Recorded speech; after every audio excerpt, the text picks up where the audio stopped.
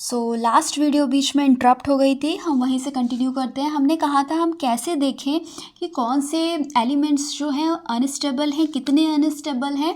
ये देखने के लिए हमने कहा था हम पीरियोडिक टेबल को पार्ट्स में डिवाइड करेंगे। सबसे पहले हम हाइड्रोजन से लगा करके कैल्शियम तक देखेंगे क्या होता है। तो हाइड्रोजन यानी जिसका एटॉमिक नंबर कितना होता है, एटॉमिक नंबर 1 होता है किसका, हाइड्रोजन का। और जिसका एटॉमिक नंबर 20 होता है यानी कि कैल्शियम का, हम यहाँ तक देखेंगे।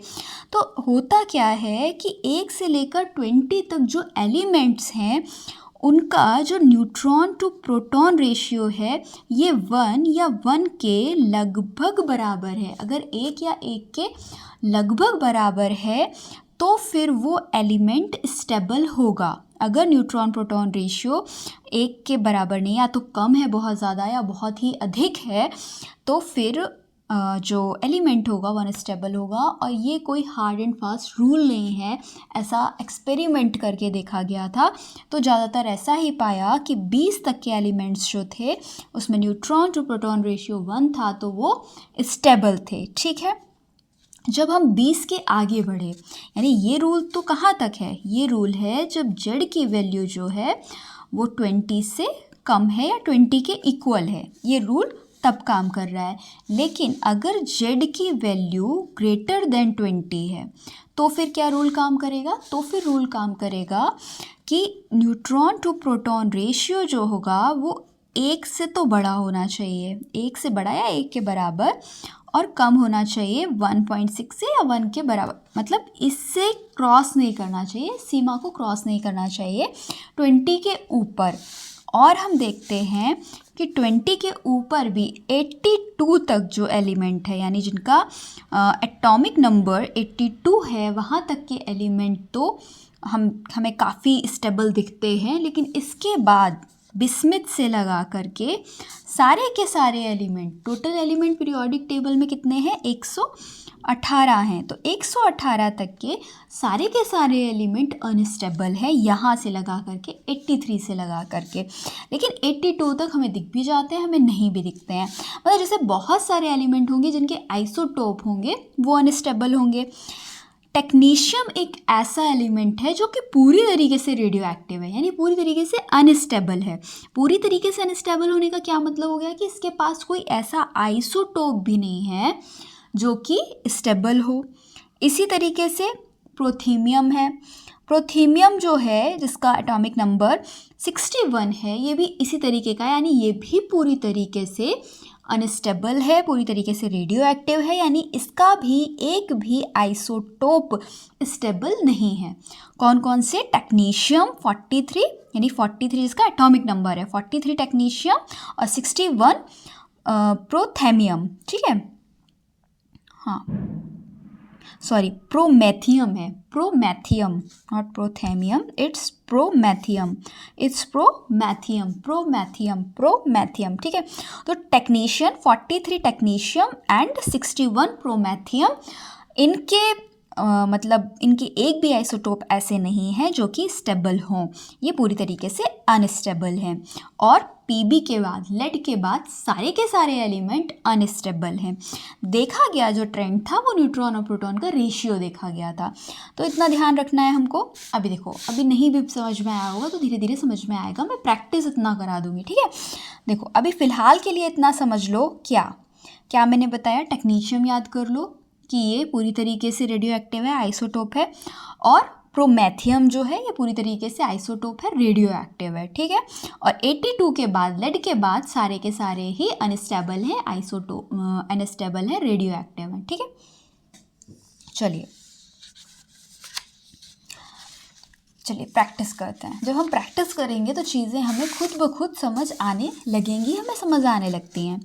यहाँ पे ये मैंने पूरी लिस्ट ले रखी है, निकाल ली थी मैंने ChatGPT से, जिसमें सिंबल भी है, जिसमें एटॉमिक नंबर भी है, एटॉमिक मास भी है और एलिमेंट का नेम भी है। ठीक है, तो ये लिस्ट निकाली थी। हम इस लिस्ट से प्रैक्टिस करेंगे, ज़रा हम देखेंगे न्यूट्रॉन टू प्रोटॉन रेशियो कैसे वेरी कर रहा है, हम इस चीज़ को चेक करेंगे। हाइड्रोजन है सबसे पहले, 1H1। बताओ जरा इसमें प्रोटॉनों की संख्या कितनी है, 1 है।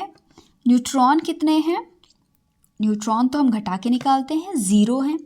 अब अच्छा मुझे ये बताओ कि जब एक ही प्रोटॉन है, मतलब जो न्यूक्लियस हम बना रहे थे इसमें खाली प्रोटॉन है, इसमें न्यूट्रॉन है ही नहीं, और प्रोटॉन भी कितना, एक, तो रिपल्सिव फोर्स जो काम करेगा वो किस पे, जब एक ही है तो किस पे रिपल्सन काम करेगा भाई, दो चीज़ें होनी चाहिए ना रिपल्सन के लिए, तो वो दो चीज़ें तो है नहीं, तो कोई दिक्कत ही नहीं है। कोई किसी तरीके की दिक्कत है बताओ, नहीं है दिक्कत। तो ये तो स्टेबल है, इसका तो न्यूट्रॉन टू प्रोटॉन रेशियो भी निकालने की ज़रूरत नहीं है, ये तो स्टेबल है पूरी तरीके से, ख़त्म बात। हीलियम को देख लेते हैं। प्रोटॉनों की संख्या नीचे से 2, न्यूट्रॉनों की संख्या 4 - 2, न्यूट्रॉन टू प्रोटॉन रेशियो इनका कितना है, 2/2, 1।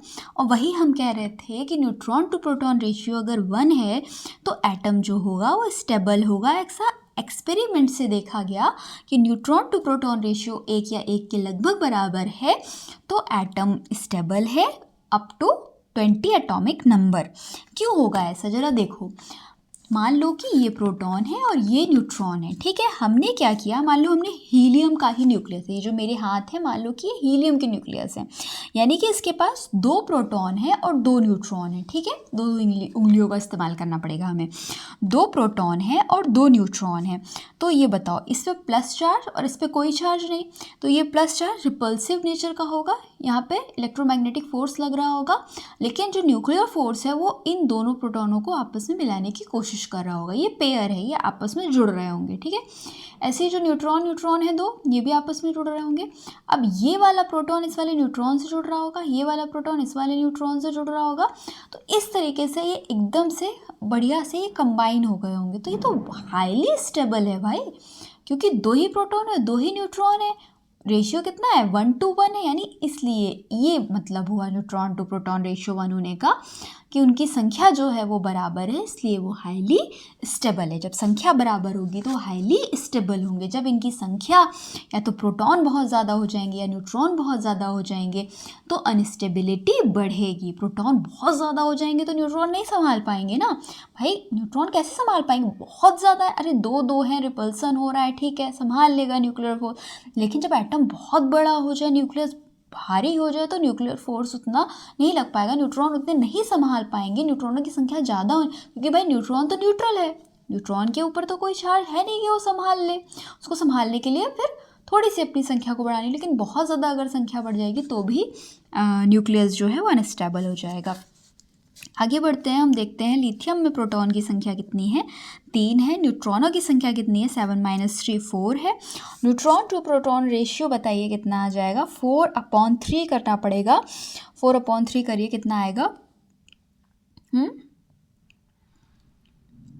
4/3, 3 1 ज़ा 3, 1 बचा 3, ठीक है, 1.33 आएगा, ठीक है। तो चलिए लगभग थोड़ा सा ज़्यादा है, लेकिन फिर भी लिथियम जो है वो स्टेबल है। देखो स्टेबिलिटी के लिए केवल यही क्राइटेरिया नहीं है, ये वन ऑफ द क्राइटेरिया है कि न्यूट्रॉन टू प्रोटॉन रेशियो 1 या 1 के लगभग बराबर होना चाहिए, लेकिन ये कोई हार्ड एंड फास्ट रूल नहीं है। जैसे यहाँ पे देखें तो न्यूट्रॉन टू प्रोटॉन रेशियो जो है वो थोड़ा सा ज़्यादा है, लेकिन फिर भी ये एलिमेंट जो है वो स्टेबल है। बेरिलियम में देखते हैं प्रोटॉनों की संख्या 4 है, न्यूट्रॉनों की संख्या कितनी है, 5 है। न्यूट्रॉन टू प्रोटॉन रेशियो कितना निकल कर आएगा, 5/4, 1.2 अप्रॉक्सीमेटली 1.2 आएगा, ये भी स्टेबल हो जाएगा। बोरॉन देखते हैं, बोरॉन प्रोटॉनों की संख्या 5 है, न्यूट्रॉन कितने हैं, 6 है। न्यूट्रॉन टू प्रोटॉन रेशियो ज़रा देखिए कितना आएगा इनका, 1.2 ही आएगा इनका भी, ठीक है। तो ये भी क्या है, स्टेबल ही है। इस तरीके से हम देखते चले जाएंगे, सब ऑलमोस्ट स्टेबल ही हैं। हमें कुछ आइसोटोप मिलते हैं जो स्टेबल नहीं हैं, जैसे कि यहाँ पे हाइड्रोजन का तो हमने खाली एलिमेंट सीधे सीधे देख लिया। अगर हम इसका एक आइसोटोप ले लेते 1H3 जिसको हम ट्राइट्रियम बोलते हैं, 1H3 ज़रा चेक करके देखिए, हम कॉपी में कर लेते हैं, ठीक है, यहीं पे कर लेते हैं ना। 1 दिख रहा है आपको, 1H3 न्यूट्रॉन कितने हैं, 3 - 1 2, प्रोटॉन कितने हैं 1, न्यूट्रॉन टू प्रोटॉन रेशियो कितना है बताओ ज़रा, हम तो बात कर रहे थे कि न्यूट्रॉन टू प्रोटॉन रेशियो 1 हो या 1 के लगभग बराबर हो। यहाँ पर तो न्यूट्रॉन टू प्रोटॉन रेशियो 2 आ रहा है, तो ये कहाँ से स्टेबल हो पाएगा भाई? ये कैसे स्टेबल हो पाएगा? ये स्टेबल नहीं है। 1H3 जो है वो रेडियो एक्टिव है, और याद रखना ये पूरी पीरियोडिक टेबल का सबसे छोटा रेडियो एक्टिव एलिमेंट है या रेडियो एक्टिव आइसोटोप है, कुछ भी आप कह सकते हो, या रेडियो एक्टिव एटम है, कुछ भी बोलिए। 1H3 ट्राइटियम रेडियो एक्टिव है, सबसे छोटा रेडियो एक्टिव एटम। ठीक, यहाँ पे हम मेंशन कर लेते हैं 1H3 यानी कि ट्राइटियम, जिसके पास प्रोटॉन 1 न्यूट्रॉन 2 है, न्यूट्रॉन टू प्रोटॉन रेशियो 2 है, ये रेडियो एक्टिव है और कह सकते हैं कि सबसे छोटा रेडियो। ठीक है, तो 20 तक हमें सब वही मिलेंगे, स्टेबल ही मिलेंगे। यहाँ C612 अगर हम जानते हैं, हमने सुना है, C614 सुना है ना, C614 देखते हैं ज़रा क्या निकलता है इसमें। C614 प्रोटॉन कितने हैं? 6, न्यूट्रॉन कितने हैं? घटा के निकालेंगे, 8 निकलेंगे। न्यूट्रॉन टू प्रोटॉन रेशियो बताओ ज़रा, 8/6 कितना निकलेगा? 1.33 ना तो 1 है ना 1 के बराबर है, ये काफ़ी ज़्यादा है। ठीक है, इसलिए C614 क्या है? यह भी अनस्टेबल है। ठीक है, अब आप कहोगे कि यहाँ पर लिथियम भी तो 1.33 था, ये स्टेबल था। तो मैंने बोला कोई हार्ड एंड फास्ट रूल नहीं है कि न्यूट्रॉन और प्रोटॉन के रेशियो ही डिसाइड करेंगे कि कौन सा एलिमेंट स्टेबल होगा कौन सा नहीं। बहुत सारे फैक्टर्स हैं, लेकिन हमको PhD नहीं करनी है, हमको पेपर सॉल्व करना है। तो हमें मोटी मोटी बात क्या जान लेनी है कि अगर हम 20 तक एलिमेंट देखेंगे तो हम न्यूट्रॉन टू प्रोटॉन रेशियो 1 या 1 के लगभग बराबर देखेंगे। 20 के ऊपर किसी का भी देखना है तो हमको इस क्राइटेरिया को फॉलो करना होगा। लेकिन जब देखा गया कि लेड के ऊपर के जितने भी एलिमेंट हैं वो उस क्राइटेरिया को फॉलो नहीं कर रहे थे, सारे के सारे अनस्टेबल है 82 के बाद में। ठीक है, अच्छा हमने ये जान लिया। अच्छा, अब अगर अनस्टेबल है तो क्या प्रैक्टिस करना चाहोगे क्या मेरे साथ? चलो अच्छा, थोड़ी सी प्रैक्टिस और कर लेते हैं। 6C12 6 प्रोटॉन है, न्यूट्रॉन भी 6 है, तो न्यूट्रॉन टू प्रोटॉन रेशियो 1, बढ़िया है, बहुत अच्छा स्टेबिलिटी है इसकी। तो नाइट्रोजन की देख लो जरा, 7 प्रोटॉन है, 7 न्यूट्रॉन है, न्यूट्रॉन प्रोटॉन रेशियो 1 है, इसकी भी बढ़िया स्टेबिलिटी होगी भाई, 1 है एकदम। 8, वाह क्या बात है, ये भी बढ़िया स्टेबल होगा। तो इस तरीके से हम पूरा चेक करेंगे। चलिए आगे बढ़ते हैं। अच्छा, अब अगर ऐसा है कि कोई एटम, कोई एलिमेंट जो है वो अनस्टेबल है तो होगा क्या? अच्छा, पूरी दुनिया जो है ना, पूरी दुनिया ऐसी होड़ में लगी हुई है स्टेबिलिटी को पाने के लिए। हम और आप तैयारी भी किस लिए करते हैं? क्योंकि हम अनस्टेबल हैं, हम स्टेबिलिटी को प्राप्त करना चाहते हैं, हर कोई स्टेबल होना चाहता है। इसी तरीके से जो एलिमेंट है और एलिमेंट का जो न्यूक्लियस है जिसमें प्रोटॉन और न्यूट्रॉन है, ये भी स्टेबल होना चाहते हैं। तो ये स्टेबल होने के लिए क्या करते हैं? ये 2 चीज़ें करते हैं। देखो, देखा जाए तो एक ही चीज़ करते हैं, ये फिज़न करते हैं। जब ये फिज़न ये खुद करते रहते हैं ना, खुद से करते रहते हैं ना, तो उसी को हम लोग रेडियो एक्टिविटी कहते हैं। बहुत आसान कर दिया। देखो, न्यूक्लियस जो है, ये न्यूक्लियस है ना, ये स्टेबल होना चाहता है। तो ये स्टेबिलिटी को गेन करने के लिए अगर ये खुद ही अपने आप में टूट रहा है ना, खुद टूट रहा है, किसी ने कुछ नहीं कहा, खुद ही अपनी जान लगाए हुए है, मतलब स्टेबिलिटी को पाने के लिए, तो ये जो होगा ना, ये रेडियो एक्टिव होगा।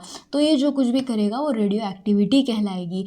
लेकिन अगर हम किसी एलिमेंट को इंड्यूस करें, उसको स्टेबिलिटी की तरफ ढकेलने के लिए कि वो स्टेबल हो जाए, उसको इंड्यूस करें, तो वो क्या कहलाएगा? वो न्यूक्लियर रिएक्शन, न्यूक्लियर फिजन कहलाएगा। ठीक है, तो जब खुद वो अपने आप को स्टेबल करने की कोशिश करे तो रेडियो एक्टिविटी, और जब हम इंड्यूस करें, उसको किसी भी तरीके से इंड्यूस करें, तो वो क्या होगा? न्यूक्लियर फिजन होगा। यानी नाभिक जो होगा वो टूट रहा है, नाभिक का विखंडन, नाभिकीय विखंडन। नाभिक जो है वो टूट के खुद को स्टेबल करना चाहेगा। रेडियो एक्टिविटी में क्या होगा, वो खुद अपने आप को स्टेबल कर रहा है। तो रेडियो एक्टिविटी में वो खुद कैसे स्टेबल करता है, वो अल्फ़ा बीटा और गामा को इमिट करके स्टेबल करता है। अच्छा ये क्या है, हम अल्फ़ा बीटा गामा हमने बहुत ज़िंदगी भर से सुना है, लेकिन हम नहीं जानते अल्फ़ा बीटा गामा क्या होता है। बहुत ज़्यादा जानना भी नहीं है, लेकिन थोड़ा थोड़ा तो आना भी चाहिए कि भाई होता क्या है। यही पूछ लिया जाता है कि क्वेश्चन यही आ जाता है कि अल्फ़ा पार्टिकल क्या है। जी हाँ, अल्फ़ा पार्टिकल है। पहली बात तो ये कंफर्म रखिए, ये अल्फ़ा जो है वो पार्टिकल है। ये है क्या, अल्फ़ा पार्टिकल इमिट करने का मतलब क्या हो रहा है कि ये जो न्यूक्लियस है ना, ये अपने अंदर से दो प्रोटॉन को निकाल रहा है, और अपने अंदर से ये 2 न्यूट्रॉन को निकाल रहा है। 2 प्रोटॉन और 2 न्यूट्रॉन को ये अपने न्यूक्लियस से बाहर निकाल रहा है। तो 2 प्रोटॉन और 2 न्यूट्रॉन का क्या मतलब हुआ, ये 2 प्रोटॉन और 2 न्यूट्रॉन अपने अंदर से निकालता है। इसी को हम अल्फ़ा पार्टिकल बोलते हैं। अच्छा, अगर हम देखें पूरी पीरियोडिक टेबल में देखें तो कौन ऐसा एलिमेंट है जिसके पास 2 न्यूट्रॉन और 2 प्रोटॉन हैं। अच्छा, अभी हमने ये एक्सरसाइज करी थी, तो हमने देखा कि जो हीलियम है उसके पास 2 प्रोटॉन और 2 न्यूट्रॉन हैं। तो क्या हम ये नहीं कह सकते कि ये हीलियम का न्यूक्लियस है? कैसे? अगर हम हीलियम जो एटम है इसको हम सजाने की कोशिश करें तो कैसे सजाएंगे? इसके अंदर 2 प्रोटॉन 2 न्यूट्रॉन और बाहर 2 इलेक्ट्रॉन, ऐसे ही तो बनाएंगे ना, ऐसे ही तो हम हीलियम को सजाएंगे। अब हमने निकाला क्या है, हमने 2 प्रोटॉन और 2 न्यूट्रॉन निकाले हैं, और यही अल्फ़ा पार्टिकल है। तो हम नहीं कह सकते क्या कि ये हीलियम का न्यूक्लियस है? नहीं कह सकते क्या? बिल्कुल कह सकते हैं। यानी कि अल्फ़ा पार्टिकल क्या होते हैं, ये हीलियम का एक न्यूक्लियस होता है, इसलिए इसको He से भी रिप्रेजेंट करते हैं। ठीक है, ठीक। अब जब बीटा डिके होता है, बीटा इमिट होता है, तो उसका क्या मतलब होता है? बीटा भी पार्टिकल हैं 2 तरीके के, बीटा माइनस और बीटा प्लस। बीटा माइनस क्या होता है, ये इलेक्ट्रॉन होता है, और बीटा प्लस क्या होता है, पॉजिट्रॉन होता है, इलेक्ट्रॉन का एंटी पार्टिकल। अब आप कहोगे कि एक मिनट, न्यूक्लियस के अंदर से 2 प्रोटॉन और 2 न्यूट्रॉन निकल रहे थे, यानी अल्फ़ा पार्टिकल निकल रहा था, ये तो बात समझ में आ रही थी। लेकिन न्यूक्लियस के अंदर से ये इलेक्ट्रॉन कहाँ से निकाले दे रहे हो भाई? इसके अंदर तो खाली प्रोटॉन और न्यूट्रॉन होते हैं, इलेक्ट्रॉन तो बाहर चक्कर लगा, तो इसमें से कहाँ से इलेक्ट्रॉन निकाले दे रहे हो? तो भाई जो इसमें से हम निकाल रहे हैं वो